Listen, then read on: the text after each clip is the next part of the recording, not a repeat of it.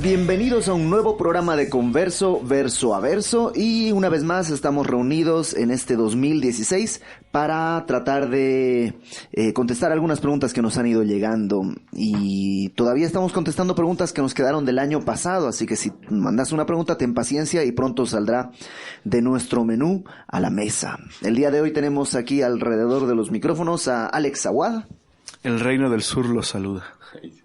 ¿Cómo? ¿El Reino del Sur? Es que vivo en el sur, entonces, como en El Señor de los Anillos, los saluda el Reino del Sur. Ok. Isaac Espinosa.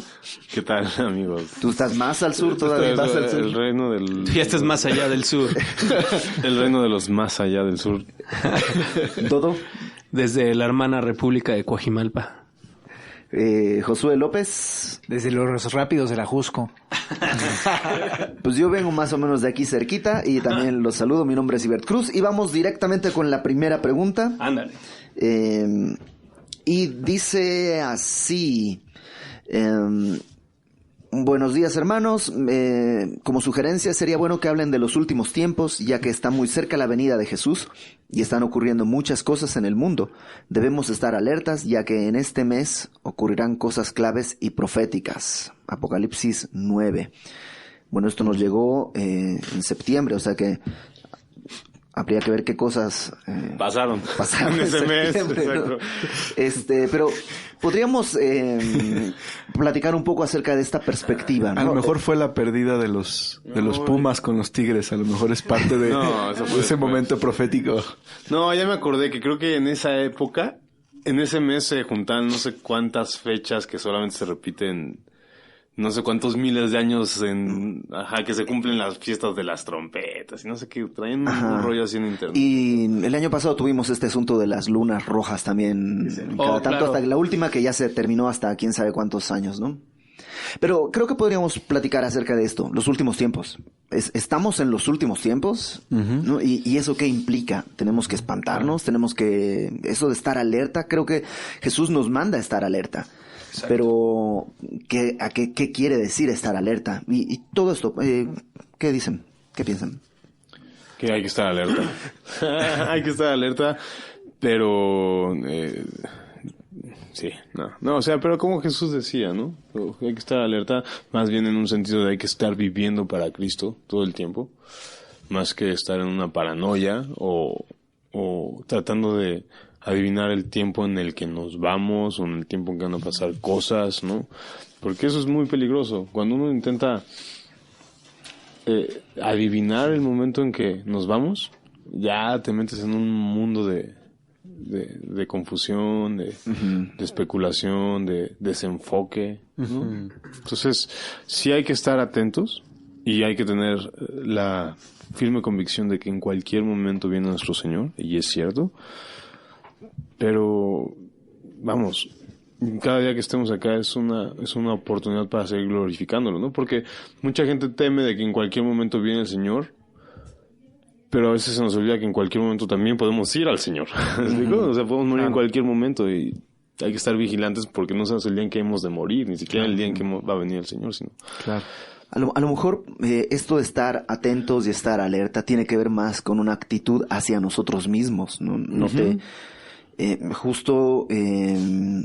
Estaba recordando que Jonathan Edwards, no sé si han leído de Jonathan Edwards, pero tenía, no recuerdo cuántas, pero tenía muchas resoluciones a lo largo de su vida. Unas 70 resoluciones. Escribió varias resoluciones que eran decisiones que él había tomado, a las que había llegado y en las que estaba resuelto. Claro. Y una de las resoluciones dice no hacer nada que no haría en la última hora, que me daría miedo hacer en la última hora de mi vida, una cosa así.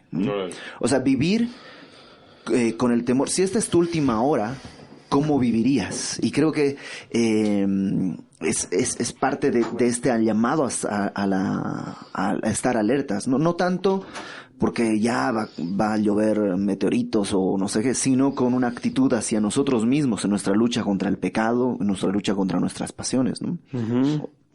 ¿Qué más pueden... ¿Todo? Pues yo...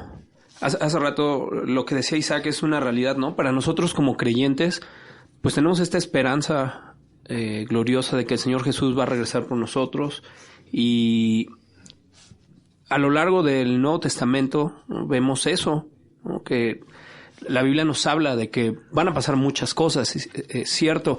Un poquito también con lo del comentario que decías, que llegó la pregunta, ¿puede suceder que en esta esperanza que tenemos, de repente estemos muy preocupados por las cosas que pasan alrededor, ¿no? O los acontecimientos que estén pasando?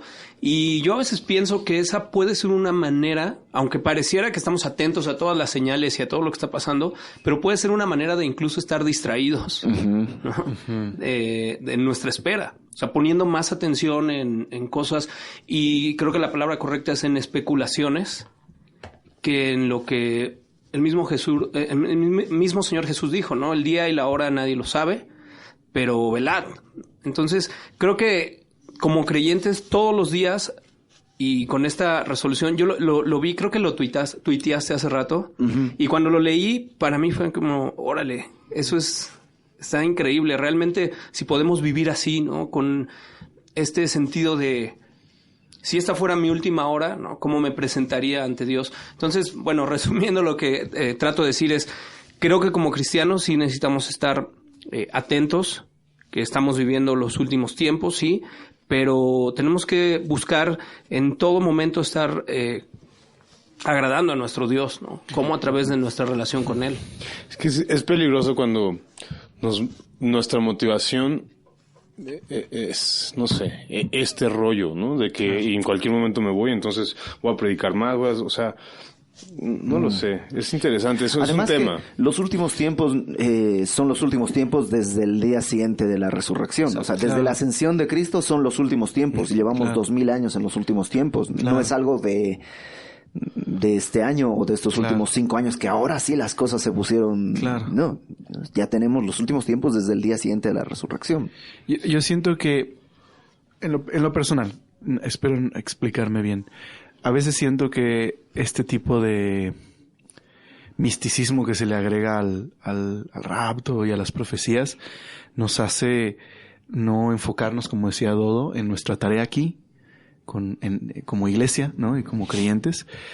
Y hay unos versículos en la Biblia, uno de ellos está en 1 Corintios, que dice que nosotros los creyentes nos han alcanzado los fines de los siglos. Y luego Pablo, como un elemento importante del Evangelio, dice que Jesús se dio a sí mismo, en Gálatas dice, por nuestros pecados, para librarnos del presente siglo malo, conforme a la voluntad de nuestro Dios y Padre. Entonces, como que los judíos dividían la historia entre el presente siglo malo y el siglo venidero. Pero parece ser que lo que Pablo dice es que a partir de la resurrección de Cristo, digámoslo, no sé si es la palabra correcta, hay como una intervención del siglo venidero, pero no la consumación de ese siglo venidero. Entonces, lo que realmente estamos esperando es el reino de Dios que ya viene, pero el reino de Dios ya está. Entonces, digamos, estamos como en una situación que los teólogos llaman ya, pero todavía no. Entonces, el día de hoy podemos disfrutar de el poder del reino venidero, ¿no? Al vivir una vida nueva para Dios, al amar a nuestra familia, al servir a Dios. Y lo que hacemos es esperar al Señor que vendrá con el reino, ¿no? Me recuerda lo que dijiste cuando le preguntan a Jesús, ¿instaurarás el reino en este tiempo? En Hechos capítulo 1, ¿no? Y Jesús dice, pues no les toca a ustedes saber eso, las sazones que el Padre puso en su sola potestad, pero, o sea, no puedes tener eso, o sea, saber eso, pero lo que sí te puedo dar es esto: recibirán poder cuando venga sobre ustedes el Espíritu Santo. Como que de alguna manera no puedes entrar en este momento en el reino, pero el reino puede entrar en ti. Y pone el énfasis, Jesús, de lo que ahora tienes que vivir. O sea, en ese mismo versículo pone el énfasis. El énfasis no es el reino que vaya a venir, sino de vivir cómo debes vivir mientras el reino viene, ¿me explico? O sea, no te enfoques en los tiempos, enfócate en la testificar, ¿sabes? O sea, no cambies el enfoque de las cosas. Y de hecho la iglesia, esa es como la idea de Efesios, de el que Dios va a traer una, dicen los teólogos, una reconciliación cósmica. Siento que hablo de astrología cuando digo eso, pero la idea es que el único grupo el día de hoy en el mundo que tiene a Jesús como cabeza actualmente es la iglesia.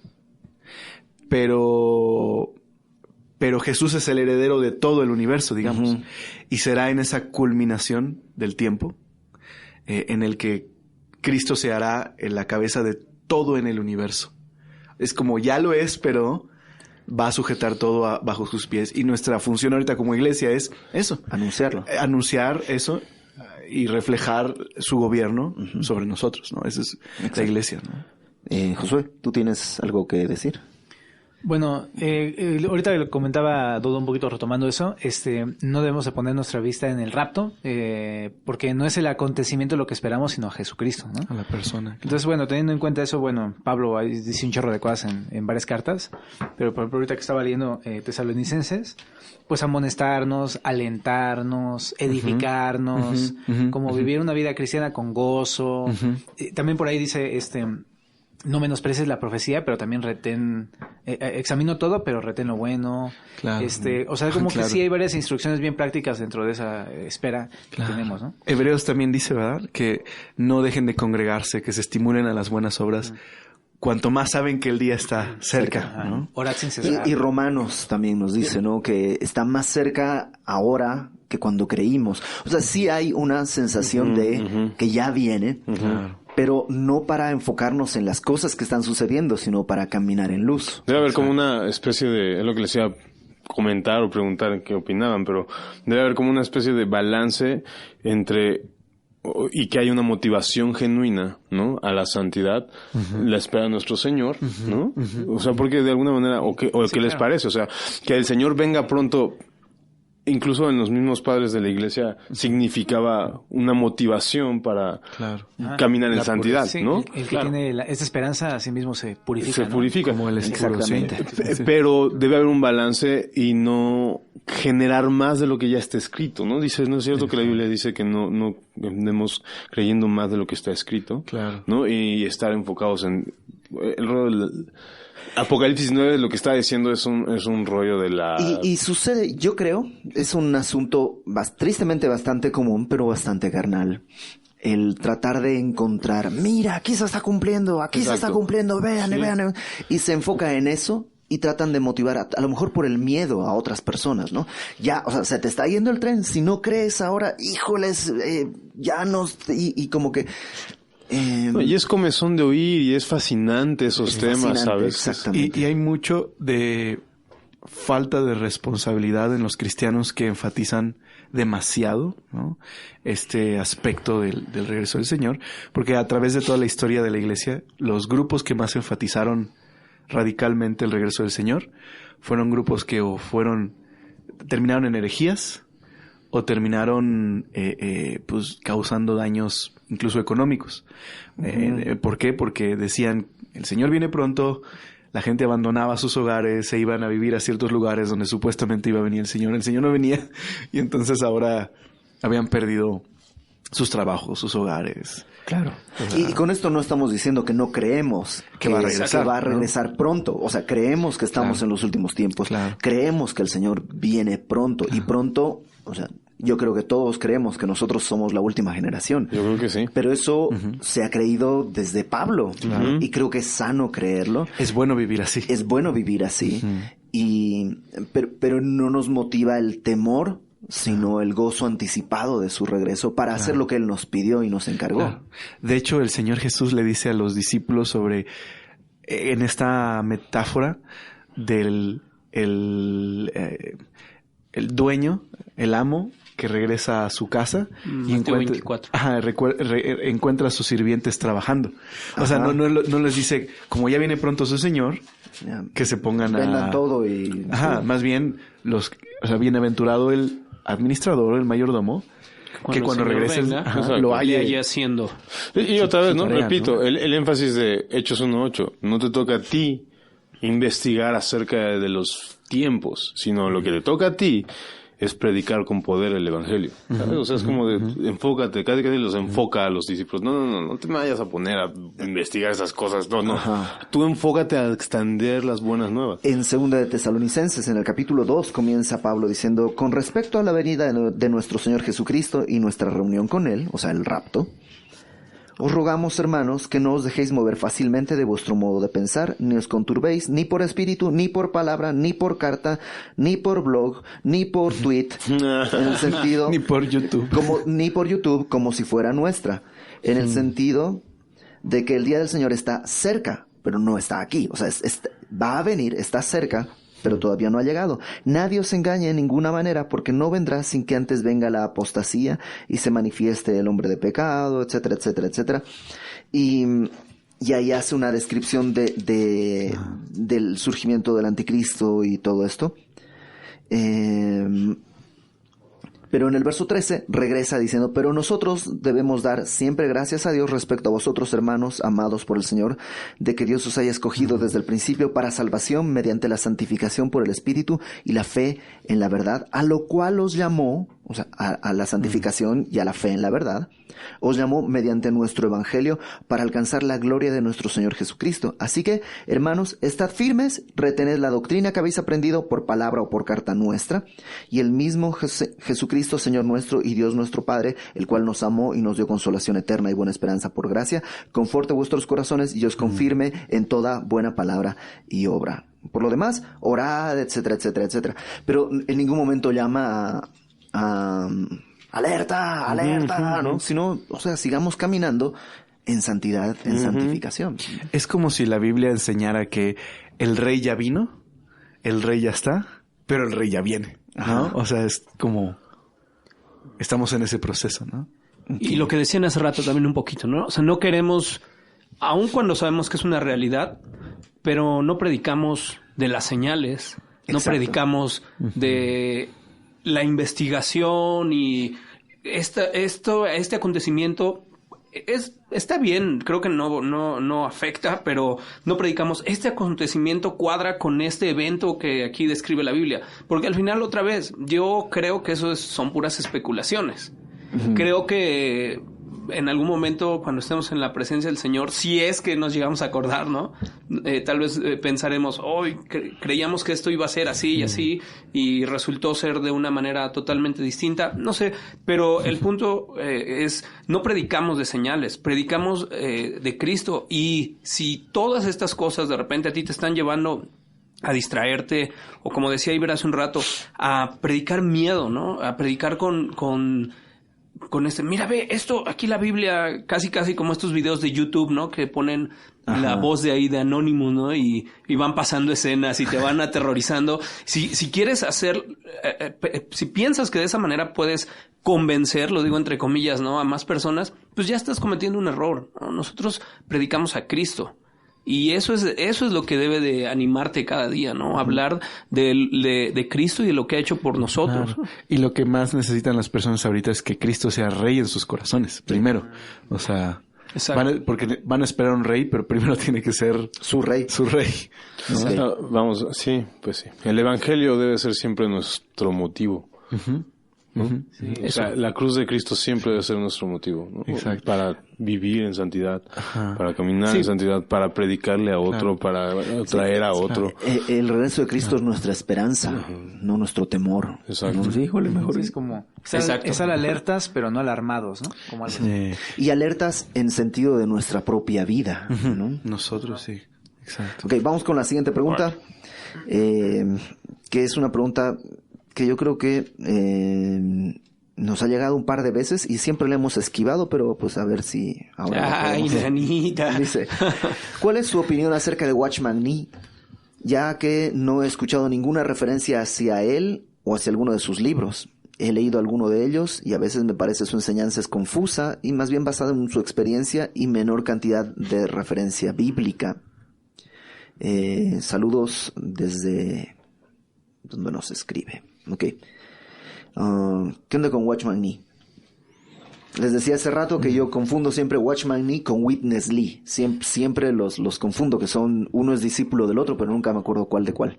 Y uno está chido y el otro está chafa. ¿No? Alex, tú... Según yo, porque voy a reconocer que no he leído mucho de él, he leído pedacitos. Lo que yo tengo entendido es que a Watchman Nee se le denominaba el Spurgeon de China, porque era ese estilo de de persona, ¿no? Se le vinculaba con Spurgeon. Pero que Witness Lee es todo lo contrario. Más bien, sus libros contienen enseñanzas que no son puramente bíblicas, ¿no?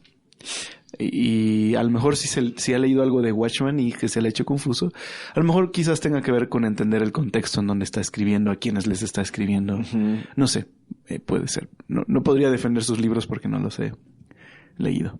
Pero eso es lo que yo tengo entendido. Hay una Biblia que se llama versión recobro, que tiene los comentarios de Watchman Nee, me parece. ¿La han leído alguna vez? No. ¿La han ojeado? Y bueno, ahorita estaba buscando algo de él, pero pues lo que todos sabemos, ¿no?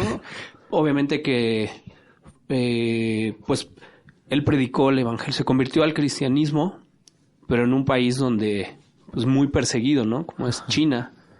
Entonces, yo me acuerdo cuando recién empezaba a ir a la iglesia, sí llegaba a oír que hablaban o citaban, ¿no? Y hablaban de Watchman Nee y que estuvo preso por sus creencias, ¿no? Entonces, también no soy muy seguidor de sus libros, no sé. Acabo de checar acá y la Biblia de recobro no es de Watchman Nee, sino de Witness Lee.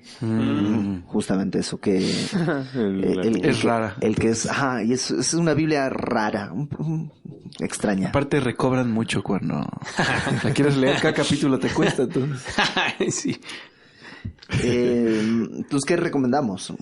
Pues a la persona que escribe, Pablo hace la recomendación correcta, ¿no? Examínalo todo, retén lo bueno, ¿no? Si no le entiendes, pues lo más recomendable es que leas otra cosa ahí, ¿no? Y yo creo que le dicen así, el Spurgeon de China, simplemente tratando de decir que es una de las, digamos, un gran teólogo de ese lugar, ¿no? De China. Es como, yo creo eso. Ok. Miren, vamos rápido con otra pregunta. Dice saludos desde tierras queretanas. Saludos. Y dice, escuché el programa L. Palito B. Chica en el que hablaban acerca de aquellos a quienes no se les anunció el evangelio, específicamente niños y bebés. Y este asunto de si iban a estar con Dios o no, sabiendo que todos los juicios de Dios son justos y verdaderos. Lo que no escuché es algún comentario sobre el pasaje en que Jesús dice, dejad a los niños venir a mí, porque de los tales es el reino de los cielos. ¿Algo que podamos agregar al respecto? En esa, no recuerdo todo lo que habíamos dicho, pero supongo que estábamos hablando acerca de que la Biblia no nos deja con claridad exactamente, que hay varias posturas tradicionales, una que habla de la edad de decisión, que se supone que los niños antes de esa edad de decisión van como, digamos, con pase directo al cielo porque no han tenido la opción de decidir, pero pasada esa edad de decisión ya tienen que ejercer la fe en el sacrificio de Cristo. Y bueno, ¿qué onda con este pasaje de dejar a los niños, porque de los tales es el reino de los cielos? Yo creo que ese pasaje no está hablando acerca de que los niños son salvos. Quizás hay otros pasajes que podríamos utilizar para hablar de este tema. En particular, ese creo que no está refiriéndose de eso, porque en el contexto regularmente ese pasaje está junto con la historia, así que junto con pegado, con la historia del joven rico. Y veo más bien ahí un modelo del tipo de fe que se espera de aquel que es salvo, ¿no? De hecho, es un pasaje donde se habla de que para Dios nada es imposible, ¿no? Que Dios puede salvar, pero la fe de aquel que recibe la salvación tiene que ser como la de un niño, ¿no? Que son confiados, que son dependientes completamente. En ese caso, en esa cultura, eran dependientes de sus padres, dependientes de los demás. Bueno, ¿no? el día de hoy también. Como hasta los 35 años, 40 años. Sí, exacto. Aquí en México, por lo menos. Creo que está más bien identificando ese tipo de fe, en contraste con el joven rico. Que era autosuficiente. Exacto. Y más bien necesitamos ser como niños. Y Jesús se compara también en otras ocasiones con los niños, en la cuestión de que es humilde y sencillo, ¿no? Pero de ahí partir de ese texto para decir que los niños son inocentes y que Dios los salva por default, creo que no es una buena exégesis. Ok. ¿Algo más que decir al respecto? Vamos todos hechos una bala. Vamos con la siguiente pregunta. Dice, no sé si han hablado en algún programa sobre la amistad. ¿Cuáles son las mentiras o reglas que el mundo ha generado alrededor de la amistad? ¿Qué se hace cuando un amigo decide vivir en una situación que atenta contra su vida, en pecado? ¿Lo acompañas? ¿Te alejas de él? El mundo dice que los amigos siempre están ahí a tu lado, pero si la persona ha decidido dejar de lado a Dios, ¿qué onda? Ojalá puedan ayudarme. ¿Y es un amigo el que está escribiendo? Exactamente. Para saber si contestamos. ¿Estamos bien o no? ¿Qué onda con lo de la amistad? Hay que amar a nuestros amigos, ¿no? A nuestros amigos y a nuestros enemigos. A nuestros enemigos también. Pero, no sé, yo me acuerdo mucho que hoy en día de mis antiguos amigos ya no tengo amigos, ¿sabes? O sea, hay un momento en donde todo cristiano, no sé si sea el caso en particular, donde Dios hace una santidad, una separación. Yo me acuerdo que intentaba seguir con mis amigos, seguir cotorreando con mis amigos, ir con ellos. Que no eran cristianos. Que no eran cristianos. Cuando recién me convertí, poco a poco era como de, bro, ¿qué hago aquí? No comparto ya nada, o sea, ¿sabes? Y decía como de verlos tomar, verlos decir groserías, verlos todos, y yo ya no querer, era como de, ellos se incomodaban, yo estaba incómodo, y naturalmente Dios quitó a amigos y puso hermanos, ¿no? En ese sentido, no sé si sea el caso de él, que de pronto está viendo que él está yendo hacia un lado y Dios lo está apartando hacia el otro lado, ¿no? Y es algo que en algún momento yo recuerdo a veces, ¿no? No digamos con tristeza o algo así, pero reconozco que mis amigos, pues ya, ¿cómo decirlo? Mis hermanos vinieron a suplir eso. Ahora ellos son mis amigos, pero mis conocidos, no sé si me estoy dando a entender, no sé si vivieron lo mismo ustedes, ¿no? En ese sentido hay un momento en donde todos tenemos que aceptar que Dios nos está llamando a otro lado, ¿no? No significa que no puedas tener amigos que no son cristianos, solo significa que ya no hay comunión. Eso. O sea, no... Y creo que parte de eso responde, ¿no?, a la pregunta. O sea, quiero... O supongo que va enfocado a eso. O sea, si tengo que seguir yendo a los lugares donde él está yendo, aunque le está haciendo mal, pero nada más porque es mi amigo. Pero... Yo creo que Perdón, Josué, ¿ibas a decir algo? No, adelante. No. Digamos, la amistad que tiene que tener un creyente con alguna otra persona está bajo el esquema del amor. Es decir, la amistad es una expresión del amor de Dios y se rige bajo las normas de 1 Corintios capítulo 13. O sea, no hace nada indebido, no busca lo suyo, etcétera, etcétera. Entonces, si estás con un amigo que empieza a alejarse del Señor, creo lo exhortas, lo animas, incluso lo regañas si es necesario, en amor. Y por amor. Pero si alguien está obstinado en caminar hacia el pecado, no puedes hacer más que soltar. Y si ya hiciste lo que te pide Judas, ¿no? Que ya intentaste sacarlo del fuego y arrebatarlo, pero pues ya nada más aborreces aún la ropa vestida, pero sigues orando por esa persona para que venga y regrese, ¿no? Claro. Sí. Como si es un verdadero amigo, le vas a decir la verdad. Sí, con amor, pero la verdad. O sea, sí se la vas a decir, porque no sería amistad pues mentirle acerca de algo que está haciendo quizá mal. No pasa nada. Sí, no. Claro. Sería como realmente encaminarlo hacia la muerte. Entonces se le tiene que exhortar y animar, ¿no? Claro. Yo siempre pienso esto, o sea, imagínate a dónde va a llegar si sigue por el camino en el que está. ¿Te gustaría ver a tu amigo en ese lugar? ¿No? Entonces es una buena pregunta que hacer. O sea, en el camino en el que va, imagínate a dónde va a llegar. ¿Te gustaría verlo ahí?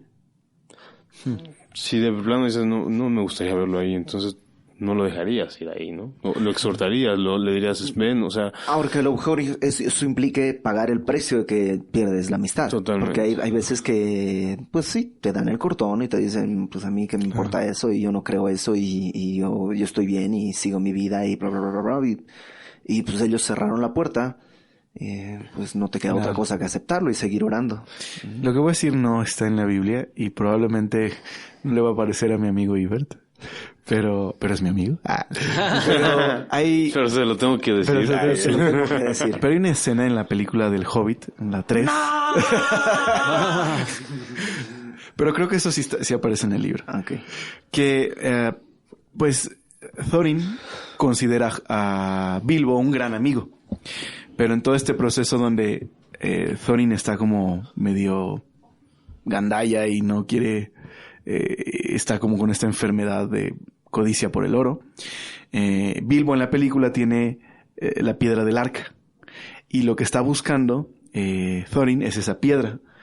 Pero cuando se entera que esa piedra lo único que va a hacer es culminar esa codicia en el corazón de Thorin y hacerlo más loco todavía, se la lleva a los enemigos que están en las puertas de la ciudad, ¿no? De la montaña solitaria.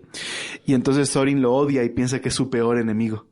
Y al final de la película, cuando entra en razón, se da cuenta que el único verdadero amigo que tenía era Bilbo, que realmente arriesgó su propia vida y hasta perdió su amistad con Thorin por unas horas por salvarlo, ¿no? Unas horas que dura la película. Unas horas que dura la película. Entonces, ahorita que decías eso, me acordé de esa escena. Es eso, tienes toda razón. O sea, al final, tu amigo se dará cuenta que el único que fue tu amigo fue el que decidió sacrificar, ¿no? Hasta la dice la Biblia, por... fieles son las heridas del que ama, ¿no? O sea, realmente, lo dice Ibert ahorita, va a haber un sufrimiento, va a haber una desilusión, va a haber una ruptura, va a haber un disgusto. Pero eso es tomar la cruz. O sea, eso es morir para dar vida a otro. También hay que tomar en cuenta que nuestro primer amigo es Jesús, ¿no? O sea, antes que cualquier otro amigo que tengamos, Jesús, pues siempre vamos a tener que cultivar nuestra amistad con Él. O sea, en el sentido de que, pues, voy a primero a ser fiel con Él y pues después con los demás, ¿no? Entonces, si eso compromete mi amistad con Jesús, pues mejor. Y algo que hace ratito decía Isaac, y creo que es cierto, en la Biblia, por lo menos en los Salmos, encontramos a un David que sí nos transmite la sensación de que es mejor estar con aquellos que aman a Dios, ¿no? O sea, una y otra vez habla acerca de que estará rodeado de aquellos que amen la verdad, de aquellos que sean justos, ¿no? Entonces hay un sentido en que, pues no es que no tengamos amigos que no sean cristianos, pero sí tengo más amigos que son no cristianos que amigos con los que puedo compartir, pues sí hay un problema ahí, ¿no? Decía Jesús, yo los voy a llamar amigos si hacen lo que les digo, ¿va? Es interesante, o sea, no es una amistad nomás como así, sino es una amistad en base a... Nos aceptamos como somos. Exacto, es una amistad en base a lo que él dice, como él es, entonces... Es como ser amigos del presidente, ¿no? Es tu amigo, pero es tu presidente. Algo así, sí. Lo que sí, Peter Jackson no es amigo de Tolkien. Tolkien, no, seguro no. Ni de la obra. Hay un texto nada más, me acordé de lo que dijiste de Corintios 13, y es que en la serie de noviazgo tuvimos una como conferencia sobre relaciones cristianas saludables entre cristianos. Ajá. Y dice, amaos los unos a los otros con amor fraternal, en cuanto a la honra, prefiriendo los unos a los otros, y el amor sea sin fingimiento, aborreciendo lo malo y siguiendo lo bueno. Entonces esa es la manera de... Y como dice Ibert, ¿no? O sea, finalmente ahí vas a estar. Como Cristo estaría con otra persona, ¿sabes? O sea, él probablemente se va a ir, se va a embarrar, pero si Dios lo regresa, ahí vas a estar tú. Creo que más importante que acompañarlo con la pregunta es estar ahí para cuando regrese de donde se fue, ¿no? Jesús. Porque se va a romper el hocico, segurísimo. Sí, seguro. Ok, última pregunta, a ver si la podemos contestar rápidamente. Esta viene desde Lima, Perú. Que sea un sí o no. Dice... Es para limar las asperezas. Me congrego hace 10 años, estábamos comenzando un discipulado en la iglesia y tenía una duda sobre el tema del pecado. Siendo ya una nueva criatura, ¿aún sigo siendo pecador? La palabra me dice que soy justo, pero también soy pecador. Espero que puedan contestarme. Sí. Exacto, sí. Sí. Next. No, sí sigue siendo pecadora. Te tengo una... Pues sí, mala noticia. Sigue siendo pecadora. La justificación es el acto por el cual Dios nos otorga su justicia en términos de salvación, en términos de posición. Dice que estamos sentados en los lugares celestiales, pero la realidad es que en nuestra naturaleza seguimos siendo pecadores. Pues la forma más fácil de comprobarlo es examinar tu vida los últimos 15 minutos y verás que eres Darte pecador, cuenta. ¿no? Claro. Sí, Pablo mismo también ahí en Romanos, él dice, ¿no? Romanos 5:8, un famoso versículo. Mas nosotros aún siendo pecadores, Cristo murió por nosotros, ¿no? O Pablo en 1 Timoteo, que se presenta como el primero de los pecadores. ¿No? Exacto, o el mismo Pedro, ¿no? Decía, no me laves más, tú no me lavarás los pies. Y Jesús le dice, es que si no te lavo no tendrás parte conmigo. Entonces lávame todo. Bueno, no es necesario que te lave todo porque ya estás lavado por la palabra. Entonces, realmente esto que Jesús enseña ahí en Juan 13 es necesario seguir limpiándonos porque vamos a seguir caminando en este mundo. Aunque limpios ya somos, pero vamos a seguir ensuciándonos, ¿no? Y esta idea de que Dios nos salva en 3 tiempos, por así decirlo, ¿no? Del pecado nos salva en 3 tiempos. En el pasado nos salvó del castigo del pecado. Eso ya sucedió. En la cruz. En la cruz. En el presente nos salva del poder del pecado. En la santificación. Exacto, en la santificación ya no tenemos que pecar. O sea, podemos no pecarlo. Y en el futuro nos salvará, que es lo que no ha sucedido, que es tal vez por lo que está luchando ella, nos salvará de la presencia del pecado. Que es la glorificación. Que es la glorificación. Sí. Ahora que, aunque sí somos justificados y aunque seguimos siendo en la carne pecadores, no debemos seguir pecando según la carne, ¿no? O sea, exactamente. Eso ya... Deudores somos, no a la ley, a la carne, no, para obedecerle, sino somos deudores del Señor. Porque, y dice mismo ahí en Romanos, o sea, si morimos al pecado, ¿cómo pues viviremos en él? Ajá. O sea, si renunciamos al pecado, ¿cómo vamos a seguir aceptándolo? Es como totalmente contradictorio. O sea. Despojarnos del viejo hombre, vestirnos del nuevo hombre. Y la única respuesta que tenemos es lo que dice Juan: si confesamos nuestros pecados, Él es fiel y justo para perdonar nuestros pecados y limpiarnos de toda maldad.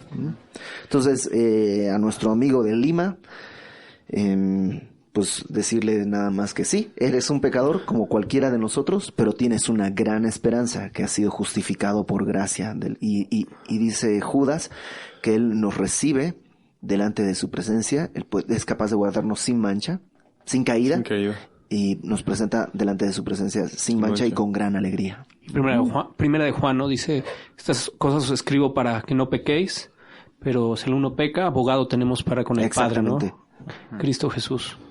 Qué padre. Es que alguien lo plantea, el justo, ¿no? son como Jesucristo justo. el justo. Son dos realidades viviendo dentro de nosotros. Una presente, que es somos pecadores, pero una realidad más grande que somos justificados, hechos justos por el sacrificio de Cristo y por la fe, ¿no? Ok. ¿Estás de acuerdo con todo lo que dijimos antes? Estoy totalmente de acuerdo. Lo bueno que ahora está documentado en video, entonces que salí un poco. Perdón, que era una llamada importante, pero no más importante que ustedes, amigos. Entonces ¿por qué amigos. Amigos. Me fui, pero regresé. O sea, los dejé porque son más importantes. Sí. ¿Nosotros? Me fui, pero regresé porque siempre he sido de ustedes. Pues bueno, pasemos a despedirnos y como siempre dando alguna forma de contacto para que pues, si alguien tiene alguna pregunta pueda escribirnos. Alex. Soy Alex Aguad y me puedes, obviamente porque me estás viendo en video, soy Alex Aguad, eso espero ser. Y me puedes escribir vía Twitter en @AlexAguadH. Isaac. Nos vemos, ahora sí puedo decir nos vemos porque hay una cámara enfrente de mí. Bueno, tú no los ves. Pero... ¿Me ven? ¿Me ven? Exacto. Bueno, pero voy a ver el video. Cada vez me acerco más, ¿no? Pero Dios en Twitter. Nos vemos. ¿Dodo? Bendiga. A ver, déjame pongo. Desde el reino del bosque. Del bosque de Coajimalpa. @Dodo Robles en Twitter. Josué. Bueno, ahí muy cerca del bosque de Tlalpan, ¿no? nuevoscreyentessm@gmail.com. Órale. Y bueno, mi nombre es Ibercruz, @Ibercruz en Twitter y nos escuchamos, nos vemos o nos ven en una próxima oportunidad. Bendiciones. Bye.